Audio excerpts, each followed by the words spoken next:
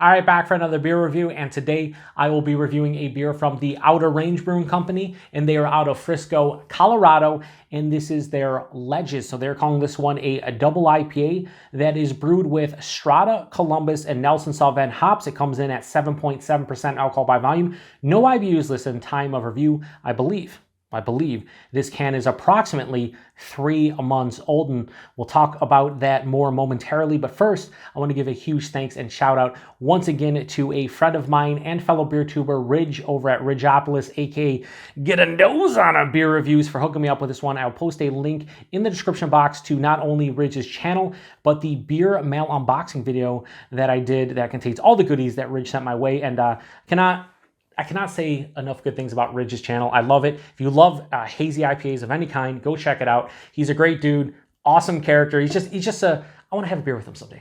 That's all I want to say. I want to have a beer with him. Great dude. So anyway, he sent me 2 beers from Outer Range. And here's the thing.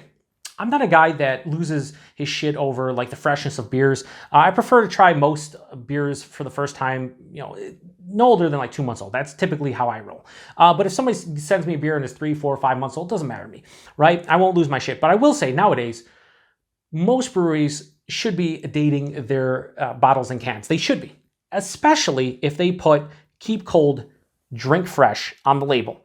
Here's the thing with Outer Range. He sent me 2 from them, this and their Techno Tomboy, which I believe is a 7% IPA, and neither of them have a can-on date. And it says keep cold, drink fresh. How am I supposed to know if to drink it fresh if there's no can-on date? Luckily, technology right at our fingertips. So I went to their Instagram page, and the last time they brewed this one and released it was in late August, and we're now in late November when I'm reviewing this one. So put 2 and 2 together, approximately 3 months old. That's what I'm gonna say. But we'll see. Hopefully it's still delicious, even with 3 months on it. Strata, Columbus, and Nelson, that's an interesting hop combo. Strata, Nelson, sure. Columbus, you don't see a lot anymore.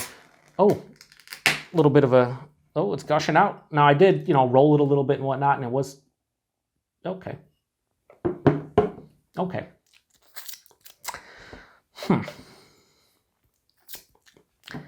Interesting. So it came out of the glass. I tried to pour some. The head is ridiculous. We'll see if I'll be able to fight through it once I get it into the glass here. Yeah, very carbonated. We'll throw this over here. So I don't think that's any fault of my own doing here. Going in there is like a little hop particle. I don't know. Anyway, so I didn't pour it like a maniac. You saw that burst out. Hopefully this is okay. But that has this really bright yellow color. That is very vibrant. On camera, going to be a little bit more dull. Maybe it'll still be a little bit vibrant, but very vibrant in the glass. It's murky. Not really super turbid, but it's murky. It's definitely hazy. I classify this as New England IPA or hazy IPA. Has about a 4-finger head, bright white, super tightly compact bubbles on there. It's probably going to stick around, probably produce some crazy glass lacing. We'll see. Anyway, let's hopefully get a nose on it.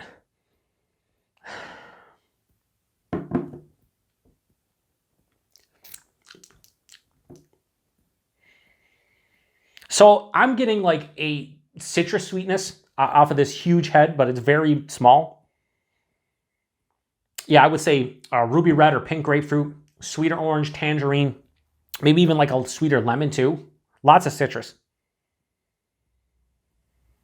A little bit of a nondescript red berry. Shout out to you, Ridge. Strata usually produces strawberry for people. For me, I usually get nondescript red berry.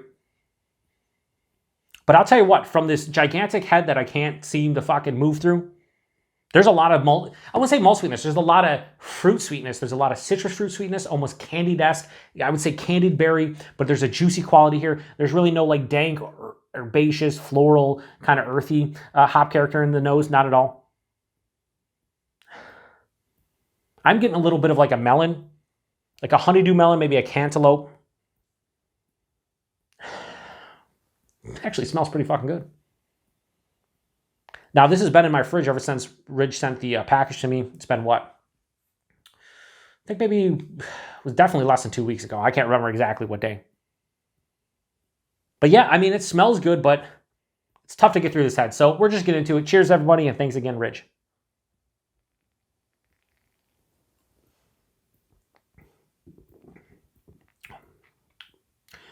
You know what? For a 3-month-old IPA, or who knows, maybe even a little bit older. Really nice. This is really nice.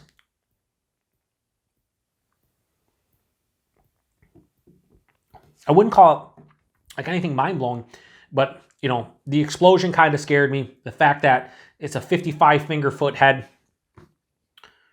See if we pour a little bit more in here. It still has a crazy amount of carbonation. Yeah, it's pretty nice. Let's go body and mouthfeel. Body on this one's definitely a little bit thin at 7.7, probably lower side of medium, maybe even higher side of light. So definitely thin. The mouthfeel, though, after you get through that head, you know, it has a crispness there. It's definitely carbonated, like moderately carbonated, but it has a nice kind of smooth kind of feeling on the finish. So yeah, bit thin, carbonation, bit high. But despite the fact that, you know, the carbonation seems to be high, like on the palate, it's not like crazy. I've had beers lately where the carbonation kind of just like rips all the flavors off my palate like 3 to 5 seconds after I drink it. That's not the case here. It definitely is noticeable, but it's not overbearing, and it does have a smooth finish. Taste. It's more of that candied citrus, candied lemon, orange, sweeter grapefruit, so like a pink grapefruit. It hits me right at the forefront. As it passes through the palate, a little bit of that berry kicks in. And it is a candied berry just because it's kind of sweet on the palate, but it's not as big as it was in the nose.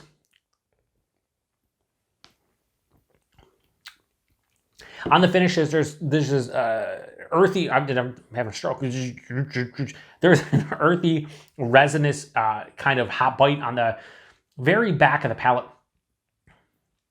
Yeah, I would say earthy, resinous kind of hop tone. The finish is pretty dry. There's a mild bitterness here.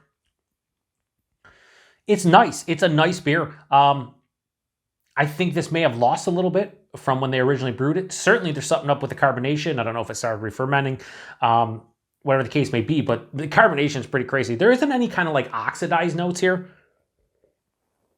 Like I'm not getting like a wet cardboard or anything like that. It doesn't seem stale. And a lot of times when I drink older IPAs, I get that like orange marmalade character I've talked about before. I'm not getting that here. It doesn't seem like the malt character is like coming to the forefront and the hops are dying out. It just seems like it's a sweeter, juicier kind of fruit character, but more to the citrus side of things, which is nice. This is my first beer from Outer Range, and it's a solid one. Nothing more, nothing less. It's nothing mind-blowing. This is an easy drinking double IPA, 7.7%. You really can't tell. Like I said, the body drink's a little bit lighter. Like if I was doing this blind right now, I would say like it's 6.5, maybe 7, but probably like 6.5. So they hide the alcohol well. I just, you know, at the end of the day, this is not all that complex or crazy or just delicious to me, but it's good and it's solid. The other one from them is their Techno Tomboy at 7%. I did this one first because I'm unsure of the age on the Techno Tomboy. I think it could be relatively fresh, or it could be just as old as this one, so I'm going to do that one second. But my first experience from Outer Range, a good one, but nothing, like I said, mind-blowing. So I have no problems giving this beer a high 3.75 out of 5. I'm going to go 3.85 out of 5. I think it doesn't get into the 4 range for me, and if I think there's a little bit more complexity here, and it didn't finish as dry as it does, I think this would be like a 4, maybe a high 4 out of 5. But for me, yeah, this is a 3.85. It's still a solid beer, good beer. I enjoy it. I have no problems drinking the rest of it, assuming that I can actually pour the rest into my glass here. It looks like carbonation is slowing down a little bit. Will I be able to fit it all in there? I got it. Oh, hang on. Is it going to go overflow? Probably not. All right, so price and availability. This is where Ridge, you got to come in. On their website, it did say $18 a 4-pack at the brewery, but I don't know what Ridge paid for it. I think Ridge got this from craftshack.com, so I'm assuming $5 to $6 for that can. And availability, outside of going to Outer Ridge or maybe in the Frisco, Colorado area, I don't know. Again, I think Ridge got this at Craft Shack, so you can probably order this online, but I've never seen any Outer Range stuff. What did I keep on saying Outer Ridge? Maybe because of Ridge. I might be saying Outer. I'm going to look back at that. I might be saying Outer Ridge.